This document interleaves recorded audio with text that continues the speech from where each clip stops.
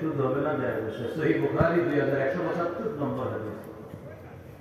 قال رسول الله صلى الله عليه وسلم بيعوا الذهب بالفضة والفضة بالذهب كيف شئتم। রাসূলুল্লাহ সাল্লাল্লাহু আলাইহি সাল্লাম বলেন, স্বর্ণের বিনিময়ে রূপা, রূপার বিনিময়ে স্বর্ণ, যেভাবে মন চায় তোমরা বিক্রি করো, লেনদেন করতে পারো, কারণ এটা আলাদা।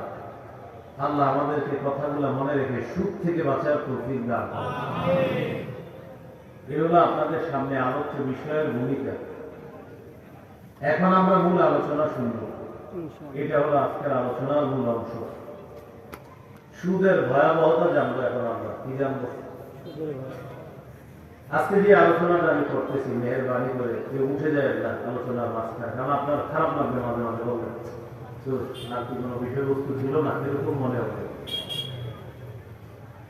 এখন আমি আপনাকে বলছি, আপনারা যারা এই কাজের সাথে জড়িয়ে আছেন আপনারাও শুনেন, যারা এই কাজের সাথে নাই তারাও শুনেন, আরো 10 জনকে সতর্ক করেন, আলোচনা পুরোটা শুনেন।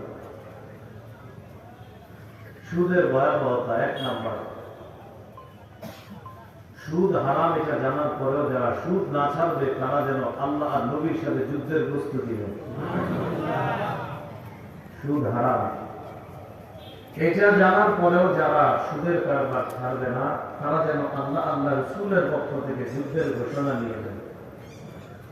সূরা বাকারা 279 নম্বর আয়াতে আল্লাহ বলেন, فَإِن لَّمْ تَفْعَلُوا فَأْذَنُوا بِحَرْبٍ مِّنَ اللَّهِ وَرَسُولِهِ।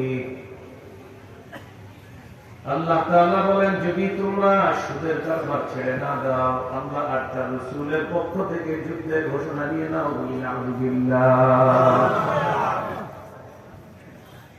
একটা কিতাব আছে না,